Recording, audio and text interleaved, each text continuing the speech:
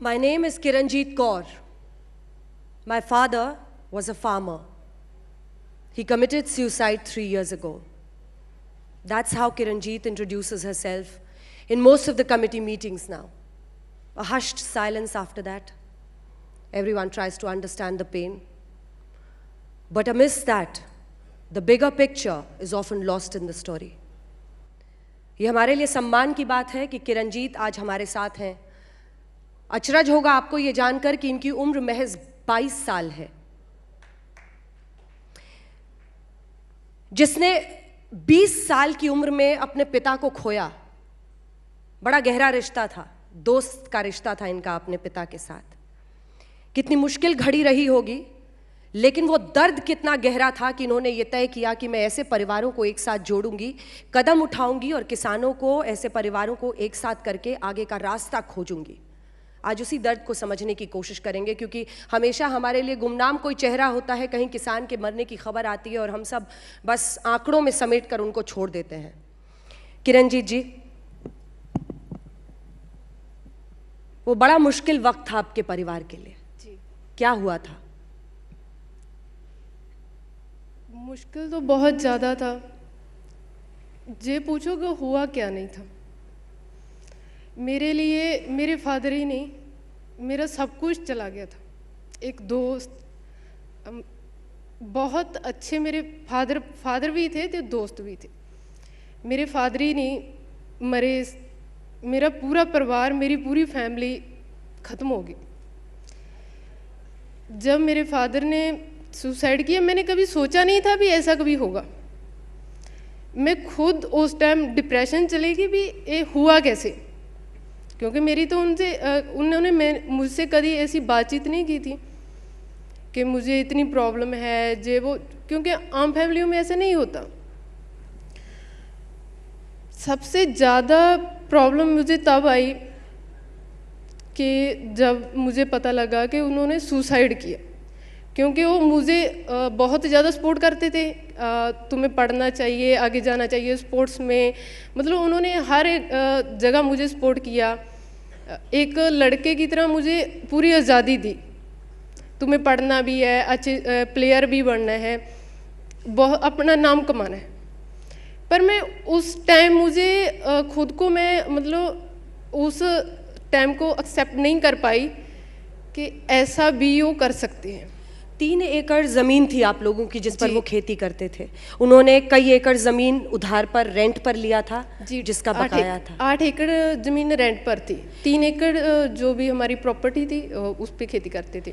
धीरे धीरे उनके लिए वो रेंट देना मुश्किल हो रहा था। वो चुप हो गए थे, परिवार में सबसे बात करना छोड़ दिया था। 3 एकड़ हमारी जो भी ज़मीन थी उस पर कॉटन की खेती या गेहूं की होती है ऑलमोस्ट।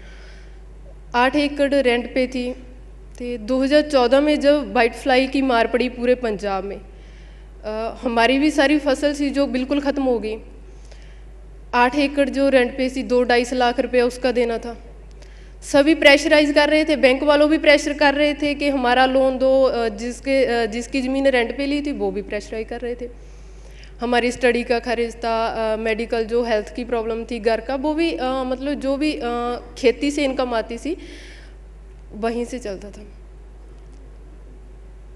मेरे लिए बहुत मुश्किल था उस टाइम, क्योंकि मेरे फादर ही जो भी मेरी कह लो सिक्योरिटी थी, उनके सिर पे हमारे घर का खर्च चलता था, हमारी स्टडी का चलता था।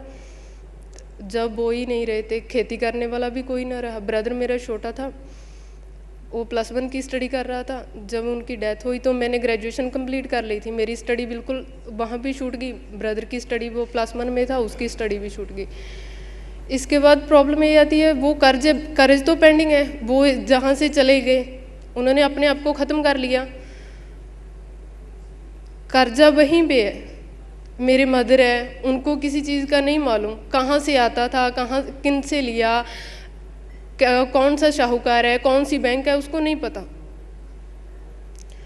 मुश्किल तो तब भी हुआ जब सभी रिश्तेदारों ने, हमारी सोसाइटी ने बिल्कुल घर से आना जाना, बात करना छोड़ दिया। जो भी मॉरल सपोर्ट की बात करते हैं वो भी मिलनी बंद होगी।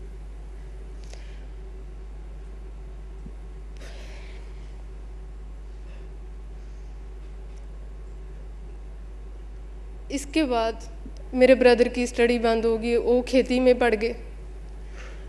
मैंने स्टिचिंग वगैरह का करके, जो भी सिलाई कढ़ाई का करके घर का खर्च चलाना शुरू कर दिया। मेरे लिए मुश्किल तो था, क्योंकि मुझे भी बहुत ये था मैं आगे पढ़ूंगी, ये करूंगी, पर उस टाइम मुझे लगता था अब कुछ नहीं है, घर पे बैठो, जो भी मतलब ज़िंदगी जीने की जो आस थी बिल्कुल ख़त्म हो चुकी थी।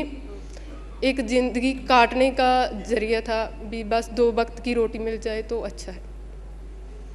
मेरे लिए बहुत ज़्यादा मुश्किल था कि अब क्या किया जाए।